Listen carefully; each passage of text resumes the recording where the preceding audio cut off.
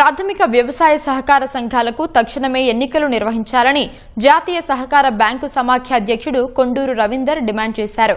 సహకార సంఘాల గడువు ముగిసిన దృష్ట్యా పాలకవర్గాలను పునరుద్దరించే దిశగా మంత్రి తుమ్మల నాగేశ్వరరావు చర్యలు తీసుకోవాలని కోరారు.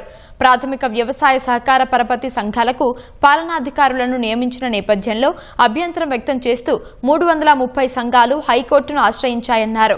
సంఘాలను యథావిధిగా కొనసాగించాలని న్యాయస్థానం తీర్పు ఇచ్చింది. అయినా 4 నెలల పాటు ప్రభుత్వం హైకోర్టు తీర్పును పక్కన పెట్టిందని ప్రస్తావించారు. ప్రతి 5 ఏళ్లకొకసారి సంఘాలకు ఎన్నికలు జరపాలని వైద్యనాథన్ కమిటీ సిఫార్సులు చూస్తున్నట్లు రవీందర్ రావు గుర్తు చేశారు. వ్యాపారం చేస్తాం సహకార సంఘాల ద్వారా. జిల్లా బ్యాంకులు ఒక 30,000 కోట్లు, రాష్ట్ర సహకార బ్యాంకు ఒక 32,000 కోట్లు. ఇందులో ప్రాథమిక వ్యవసాయ సహకారాల సంఘాల వాటా 9,000 కోట్ల వ్యాపారం. మామూలు కాదు. ప్రజల పైసలతోని ప్రజల సొమ్ముతో నడుపుతా ఉన్నాం. ప్రభుత్వం ఏమి ఇవ్వదు.